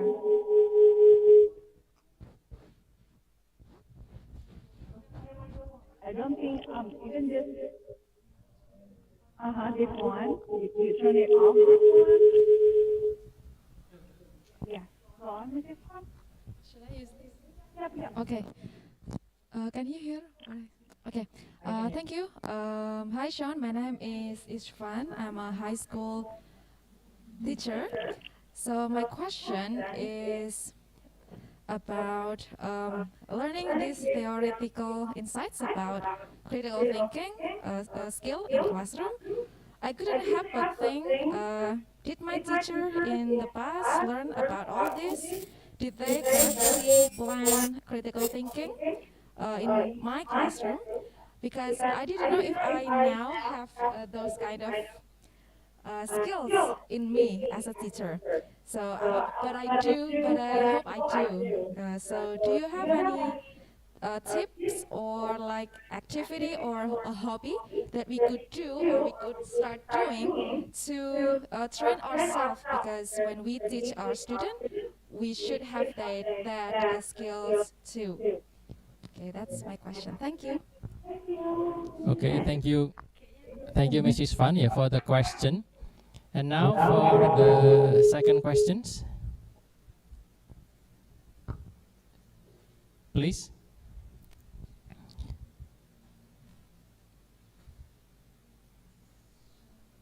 Okay, while waiting for the next questions, I think this is the time for Sean to answer the question from Ms. Isfan. Okay, Sean, please. Yeah, absolutely. So I'm sorry, Ms. Ishan, I caught the first part of your question, but I didn't catch the second. It was a little messy with the second part because I got more feedback. So maybe, Mas Ridwan, did you catch the second part of her question? I know she said something, it was about hobbies, and then I couldn't hear it from there. Or Ms. Ishan, you can always come back to ask. But as we prepare, yeah, I'm curious. Did you catch that part, Ms. Ridwan? Okay. Okay. Do you have tips, for teachers, to start doing? Yeah, that's the. Okay. Yeah, to start doing the activities. That's the second question, I think. Okay. Cool. Perfect. So the first part, did my teachers learn this? I really don't know. I mean, for me, teaching in FKIP, in PBI, I do try, there is a bit of critical thinking theory that is being pushed now. And I know that we teach like critical reading and for my TESOL classes, I do introduce like Bloom's taxonomy and whatnot. But I have a feeling, this is my own hypothesis, that because critical thinking wasn't really pushed as an important concept until about 10 years ago in 2013, that many teachers who went through FKIP prior to the push didn't really get that chance to focus on that in the classroom because they're working on there's a whole lot of other things that you're learning as to be a teacher. And as we are all teachers who have gone through teacher training, we know how deep and how hard that is. So to answer the question, did my teachers learn this? Teachers now are learning it, or at least I know from my experience, I'm teaching it to my students who will be teachers. Tips to start doing, I think, is take a look back at the hierarchy, right? And think about what are you doing in your classroom that could fit into this hierarchy. So are there activities that you do in the classroom that are only at the remembering stage? Okay, well, what can you do to go to the next stage or go to the next stage beyond that? We have good news that we're having this conversation right now before summer starts, before the break starts, because you can plan your curriculum for next semester, for the next year, by looking at what projects do you want your students to create, and maybe think about it from that perspective and work backwards. You want your students to create a newspaper with their partners, okay? What do you need to teach them to remember? What do you need them to understand, to analyze, to evaluate? What do you need for each of those stages? So I think that would be the tips to start doing it, is to look at what you're doing already and figure out where does it fit in terms of getting students to think beyond the simple remembering and getting them to apply, evaluate, create. I think that would be my start. And you know, being here is very helpful. YouTube is our friend. Google is our friend. There's a lot of more information you can find out about this by doing a deep dive. I've given you some tools. I've given you some keywords to look up. I think doing the homework, yes, we're teachers. Yeah, we thought that we were done with homework when school ended, and our classrooms ended, but no, homework never ends because that's part of being a lifelong learner. So I hope that helps, Ms. Ifan. Thank you very much for the question. That was very helpful. Okay, thank you very much, Sean, for answering that question. Does that answer your question, Mrs. Wan? Okay, thank you very much. Now let's move to the second question. Yeah, we still have much time here. Don't worry. I think from SMPE teachers, is there any one of you who want to ask question? Please raise your hand. Or from Mr. Ahmad? Okay, please. Please kindly come forward and try to grab a microphone and come closer to the camera, please.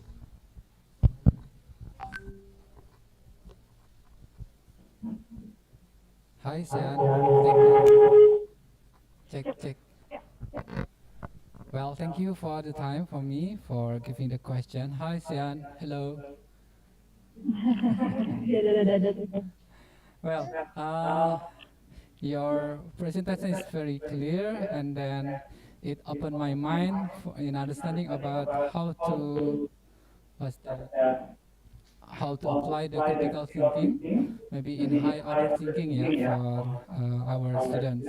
And then let me tell you about my student condition. I'm teaching at lower secondary school now, and then you know that for SMP or lower secondary students in our school, the students come from many various students. I mean that some students having was that language skill enough for having the activity at lower secondary school, but you know that many students who come to my school, they have a very limited language skill, especially vocabulary. So the question is, Could you give me the maybe the solution how to begin applying the critical thinking, such as in reading for lower secondary students, especially with the condition in our school that the student is very different. I mean that there is a various student that especially their language skill. Thank you. Thank you. Okay, thank you, Mr. Ahmad, for the question. Yeah. Okay, Sean, please. Okay, well, thank you, Mr. Abba. You brought up the point that I did say at the beginning, that when we are working with students who have lower or limited language skills, we're really not going to be applying critical thinking until you have a certain level of vocabulary and language structure to really start creating and working within those boundaries.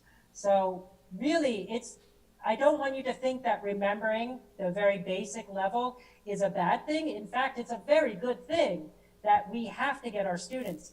Like, for example, when I'm learning Bahasa Indonesia, I'm not really at a critical level thinking with my Bahasa Indonesia because I'm still at remembering, understanding, and applying. And it's okay if your students are still there. I think what you should do is think about it from the perspective of how much can you teach them? At what level can you teach them with their ability? So you might not be able to get them to go to the highest level right away, but you can get them to work on maybe remembering, understanding, and applying.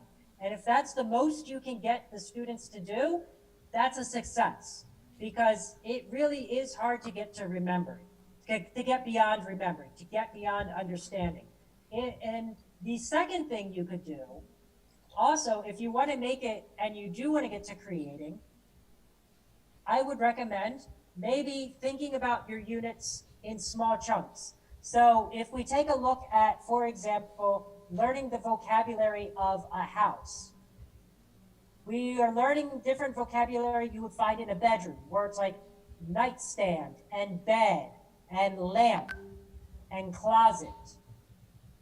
You can get your students to remember that vocabulary, understand, all the way into creating, where maybe the project for that is they have to create their own room. And they have to give a presentation on the room that they've created. So what you're doing in the classroom at each stage, if your students have a limited vocabulary, get to creating, but make it a simple task that they have to create with the vocabulary that they can remember. So you go from remembering all the way through the 6 stages, but you keep it simple. You don't need to go in, like the example I gave for creating was very complex, because that's assuming you're working with higher level language skill. But if you're working with students that realistically have limited language skill, make the creating activity, make the evaluating activity to their appropriate level. You're talking about a bedroom, you're teaching vocabulary for a bedroom. They have to remember what is a bed, a nightstand, a lamp, and a closet. They have to understand these concepts and paraphrase it. They have to demonstrate, maybe they can draw their bedroom. They have to analyze it by comparing and contrasting other bedrooms. They have to evaluate it by evaluating the purpose of different bedrooms. And they have to create by maybe creating a diagram of their bedroom. Something like that, where you're working with their level. So I think it is possible to differentiate these levels for lower level skill. It is hard, and it does require you as the teacher to use your critical thinking, to use your higher level thinking skill, to be creative, to think about what can I get my students to do with the level of vocabulary that they're working. I would think maybe a deep dive into project-based learning at a lower level skill would be helpful for that, but that's what I can mention for now. Pak Ahmed. So thank you very much. Okay, thank you very much, Sean. I think I can't agree more. Yeah. So, thank you very much for the answer, and thank you, Mr. Ahmad, for the question as well. And now we still have time. Yeah, I think for the second term, we are going to have one more question. I think. Is there any questions from the ones who are joining this event online from APBS or from SMPL Abidin? I think you can give some sign by raising your hand and come closer to the microphone from your place, please.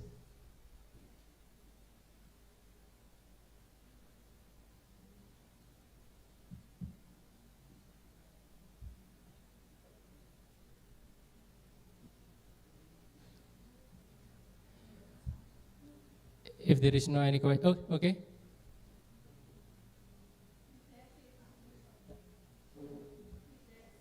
Okay, Miss Desi. Okay, please, Miss Desi.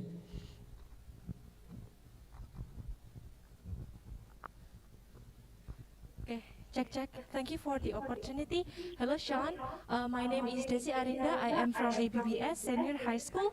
Actually, what I want to ask is really simple. As you can see here, all of our teachers were like so silent. They do not ask questions. And for me, to me personally, it means that the critical thinking must be trained. And do you have like any suggestion like for this kind of event when we have workshop, what kind of thing that actually we need to criticize? Yeah. And what kind of questions like we can actually ask to the presenter so that we can actually like gain more from you. Thank you.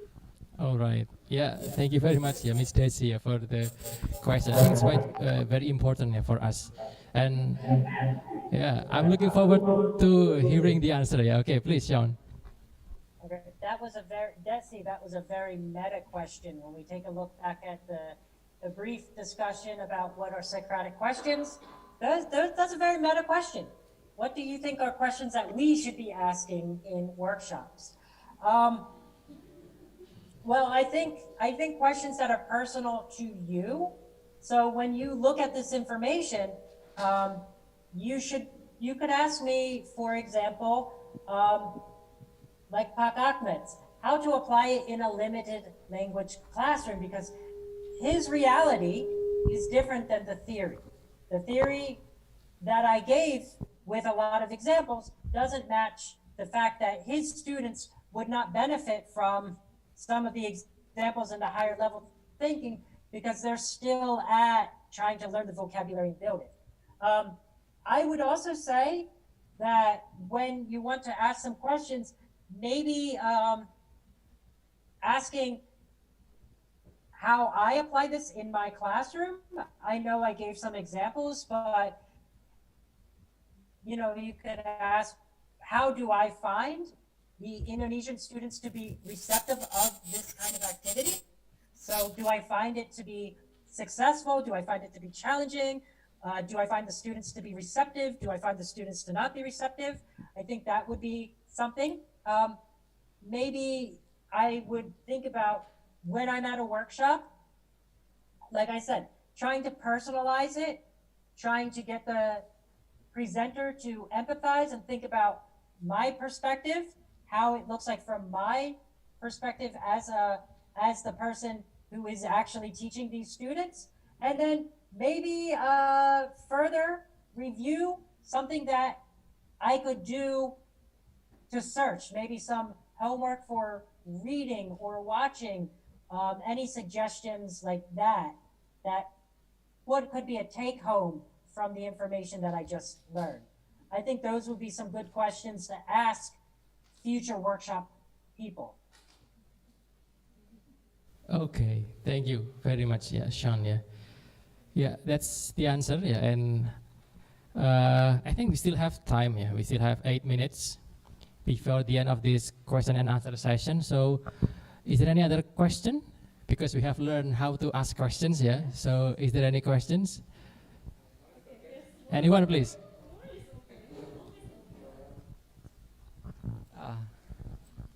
Hello, check. I'm really sorry, Sean. I would like to ask again.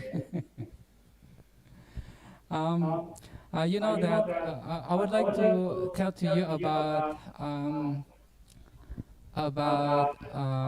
what's that? The testing. I mean, testing in our school in Alabidin. You know that when students having, for example, final test or midterm test, you know that the test usually is constructed in the multiple choice question form. Just now in the slide, I think that there is the information telling us that multiple choice is not include to high order thinking scale. So the question is it true that all multiple choice questions relate to low order thinking scale? So What do we do? the regulation in our school here that all the questions delivered to students and a multiple choice question, and then is it possible still we still give the multiple choice question, but it can lead students to have higher order thinking skill? So the how to create or produce the question that has a higher order thinking skill, but still in a multiple choice, or maybe ILC have to change the question form. As you know that in based on the curriculum used in our school, Cambridge school, if I see the question form in, for example, checkpoint or progression test, the question is given in a essay, yeah, essay or fill in the blank. As we see before that fill in the blank is one of the question leading to higher order thinking skill. Okay, thank you. That's my question. All right. Yeah, thank you, Mr. Ahmad, for the question. I think this is quite relevant for us, yeah, and we feel you, yeah. And okay, Sean, what do you think about it? That is the kind of question I want to answer. That's the kind of question that I'm here for. So we do have a problem, and not a bad problem, but when we take a look at tests that are designed with multiple choice, and I use multiple choice questions. I don't want you to think that I'm saying that multiple choice questions are evil and you shouldn't use them. They're very important. And if we put ourselves in our students' shoes, we do need the lower order questioning. We do need multiple choice as a test or an assessment. But what you need to do is not make multiple choice the only test or assessment. It's a stepping stone towards higher level thinking. Like you said, in Cambridge examples, they use essay as a way to show that the student can apply and analyze the information. You can also go through a project-based method in which the final project is the goal and the grade that you give your students. If you have to give your students a nominal grade, it can be a small amount from multiple choice questions that are on a test, and then a larger amount that are from a project in which they have to create or do something at a higher level. And assessment can happen throughout the stages. When I mention a project, I'm not talking about one thing that they do and they're done with. I'm talking about something that has multiple steps and multiple stages that builds to a final goal. And that final goal, of course, is what you're grading them on, but they're learning throughout the process. So that's where Education 4.0 or IR 4.0 really shines, in that it's no longer about rote memorization. It's no longer about multiple choice test questions or how well a student can do on a standardized test, but it's about how well a student can do something with a real world implication. And that can be done through project-based learning or at the evaluate and create stages of Bloom's taxonomy. Whereas, yes, you should still be using multiple choice questions and making that part of the course, so that way students do need to be tested on what they're remembered.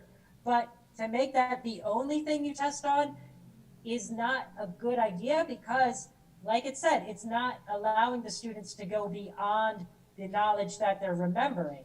And that's what we want to do. The take home is get the students to do something beyond just remembering the information that they've learned, getting them to analyze it, evaluate it, apply it in a way that they can create something new and unique that incorporates part of their personality as well. So Hamed, thank you very much for that question. That's exactly the kinds of questions that I think are very relevant. And I hope that answered your question as well. Yeah, thank you, Sean. I think that really answers our question, yeah. And yeah, the time has come to almost the end, yeah, for this discussion. And thank you very much, Sean, and everyone who asked the questions today, and for all the participants. And based on this discussion from the materials and then the question and answer, it can be concluded that today we have discussed how to apply critical thinking skills in our classroom, of course, and also we have learned something new for me, to be honest. I think about Socratic questioning, about the 6 types of Socratic questions, such as clarifying thinking and understanding, challenging assumptions, examining evidence and rationale, considering alternative perspectives, considering implications and consequences, about what if and so on. Yeah. And then about the meta questions, so that we can elicit responses from our students to push or encourage deeper about the critical thinking and beyond, yeah, the content itself. And we can actually implement or apply the critical thinking skills in the pre-activity, the during, and after the process.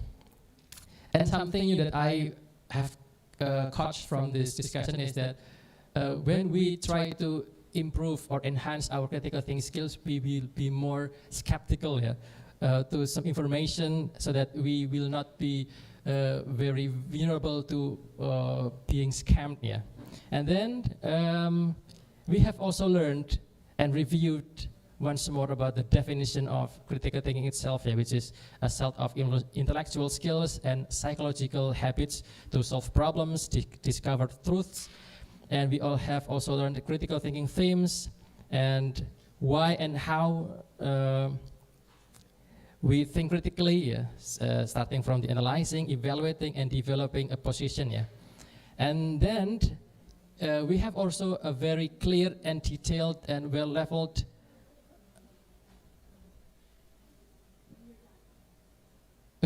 Okay.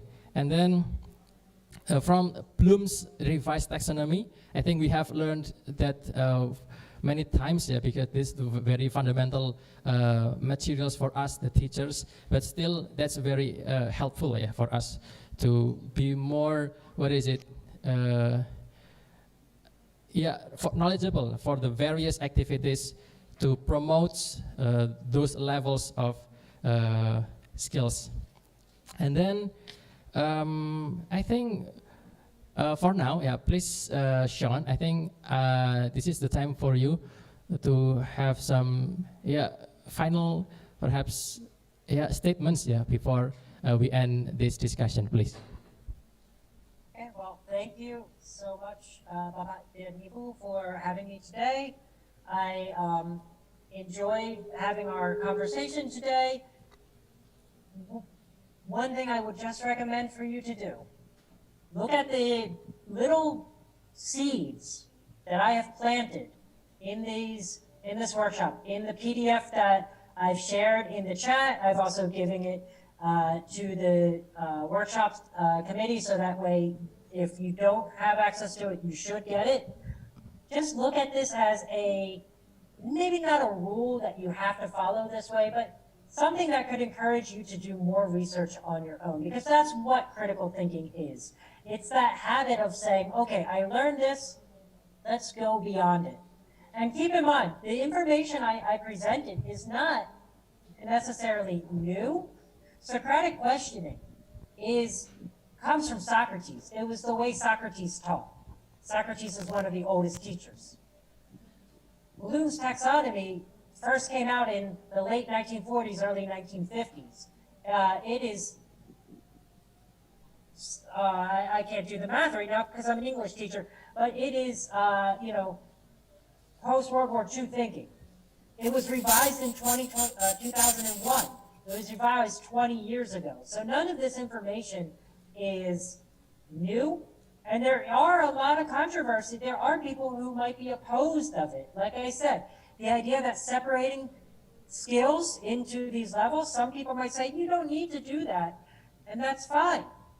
You can kind of mix and match. The main goal that I want you to do today is just think about, how can I go from beyond remembering content and applying it into something that I can create? How can I get my students to be more creative with their thinking and their learning, not just autonomous robots that can regurgitate facts that they've read in a book and do well on a multiple choice test.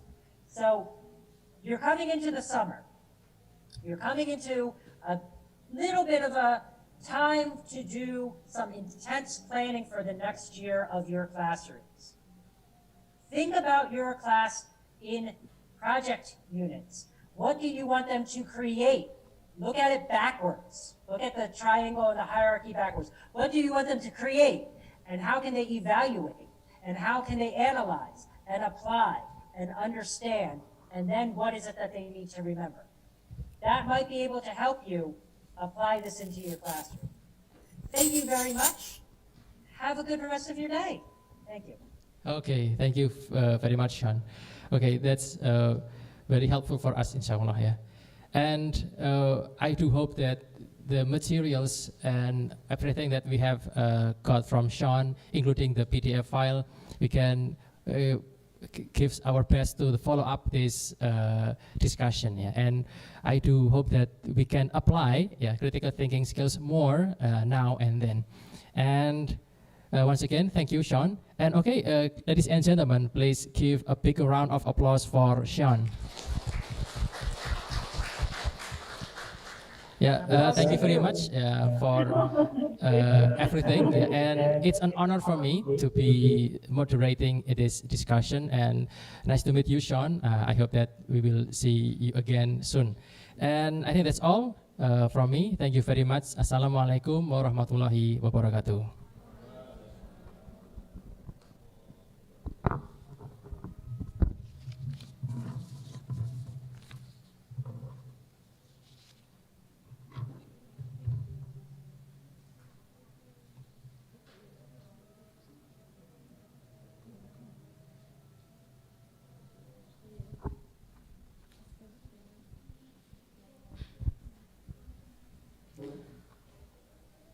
Thank you very much, Sean, for the amazing ideas and such informative materials. I'm sure the teachers are as happy and enlightened as I am. Also for Mr. Ridwan, who has led the Q&A session, thank you, sir. We are very lucky to have this workshop session with him. Hopefully, we can implement the insight in our classroom. Thank you, Sean. Have a nice day. All right, we are almost at the end of our agenda today. Before we end the session, Ms. Desi will inform several important things related to our following agenda next week. Ms. Desi, the time is yours.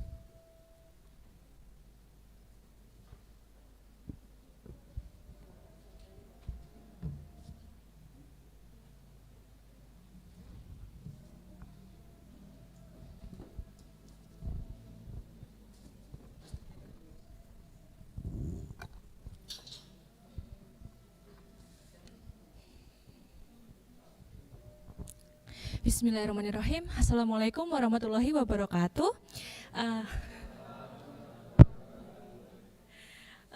Thank you, Ms. Answer, for actively participating in this event. Here, I would like to explain the follow-up activities of this workshop.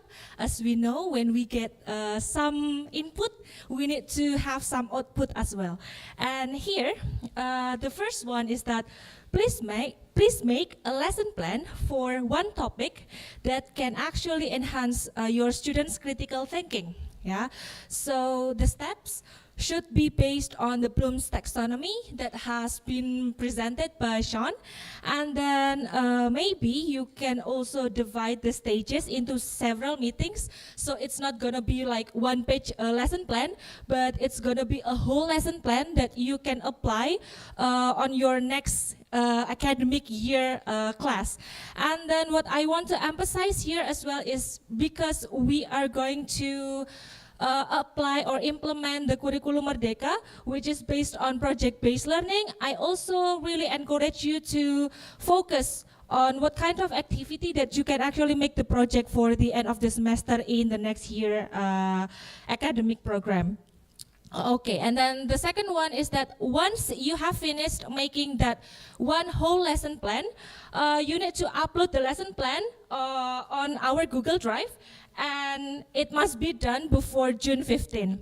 And then for the G Drive link, we will provide you later on after this, soon after this. And then the third one is there will be lesson plan presentation and peer teaching here in Yayasan Al-Abidin meeting room. For SMPI, it will be on Thursday, June 16 at 1 to 3 p.m. And for ABBS, it will be on Friday, June 17 at 1 to 3 p.m. And then the last one, do not forget to fill the form of the exit ticket.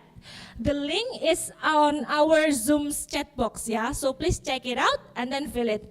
Due to the importance of these follow-up activities, we expect that all of the teachers can make it out, yeah? We also hope that the knowledge we got from this workshop doesn't stop here, but it will definitely help you or help us improve our teaching. I think that's all I could say. Akhirul kalam, wassalamualaikum warahmatullahi wabarakatuh.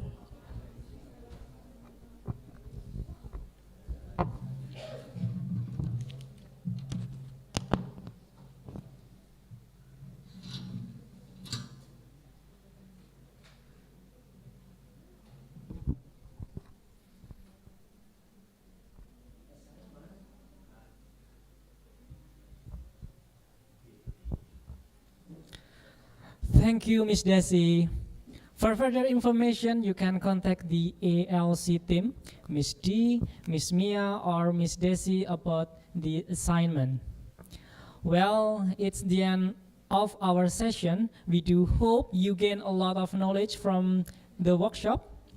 Let's end our agenda by reciting Hamdalah and the Kafratul Majlis Dua together. Alhamdulillahirabbil alamin. Subhanakallahumma wa bihamdika asyhadu alla ilaha illa anta astaghfiruka wa atubu ilaik. I am Rido. Thank you for coming. Wassalamualaikum warahmatullahi wabarakatuh.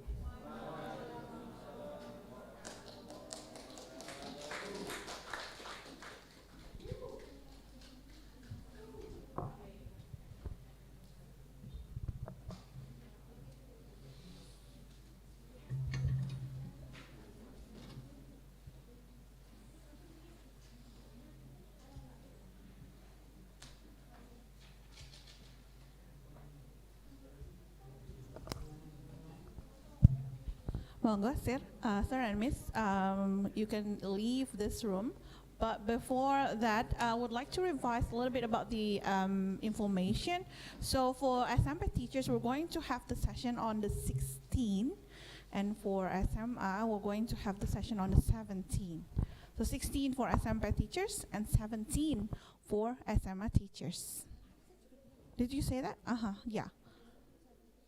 All right. Oh, wait, sebentar. 17 for SMP teachers, yeah. 16 for